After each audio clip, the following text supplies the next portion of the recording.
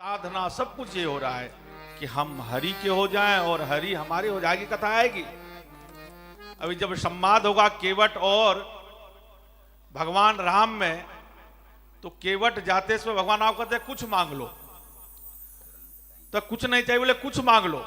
बोले भगवान आप मेरा नाम जपते रहना। और लखनलाल जी को लगता है बताओ भगवान के नाम सब जपेंगे कि भगवान इनका नाम जपेगा। केवट कैसा तू जब से आया अटपटाई बोलता है।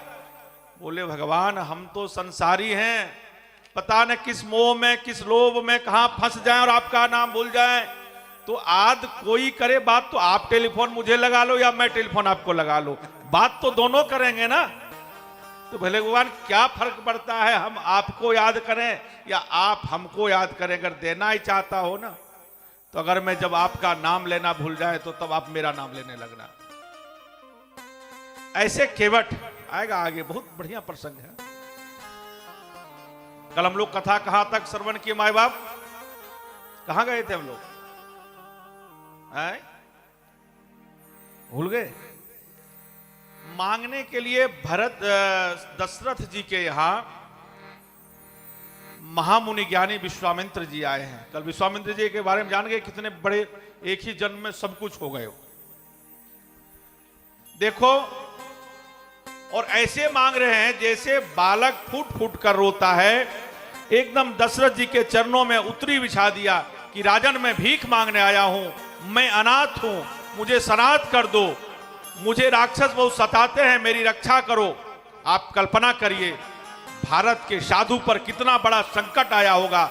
साधु कभी किसी के द्वार पर भिक्षा मांगने नहीं जाता, साधु कभी मांगता नहीं। साधु भूखा रह जाएगा, पत्ते चबा लेगा, कंदमूल फल खा लेगा, जल खा करके रह लेगा, लेकिन कभी के किसी के यहाँ हाथ साधु नहीं फैलाता। जो हाथ फैला दे वो साधु किस बात का हो, तो भिखारी हो जाता है। असुर समूह सतावहि मोहि, मैं जाचना आया हूँ निपतोहि, अनुज समेत देहु रघुनाथा, निश्चर बध मैं हो बसना था। आपने कथा सुना है, सुदामा जी के यहाँ 6 दिन से भोजन नहीं बना। सुदामा जी के मित्र कृष्ण, लेकिन तब भी मांगने नहीं गए। सुशीला के कहने पर चले तो गए, लेकिन नहीं कहा कि 6 दिन से भोजन नहीं किया हूं, नहीं कहा मुझे कुछ चाहिए।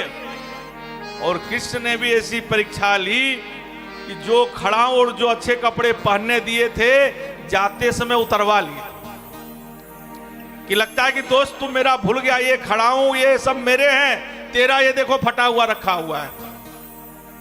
लेकिन तब भी सुदामा ने अपना मुंह नहीं खोला कि हे भगवान मेरे बच्चे 6 दिन से भोजन नहीं किए, मेरे यहां कुछ खाने को अनाज नहीं है।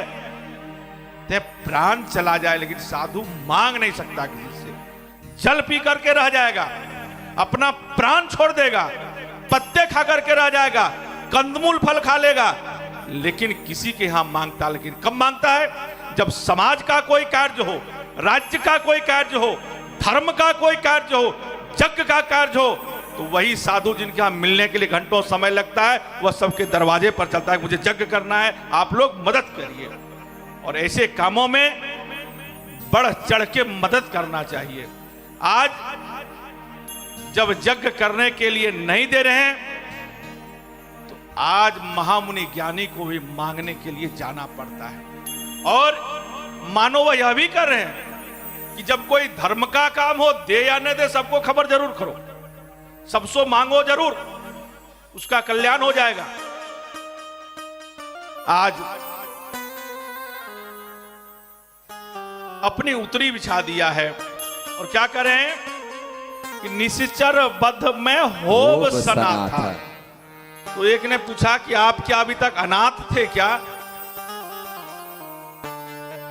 विश्वामित्र जी ने कहा, जब तक जगन्नाथ का या भोलेनाथ का हाथ सर पर ना हो तब तक सभी लोग अनाथ हैं।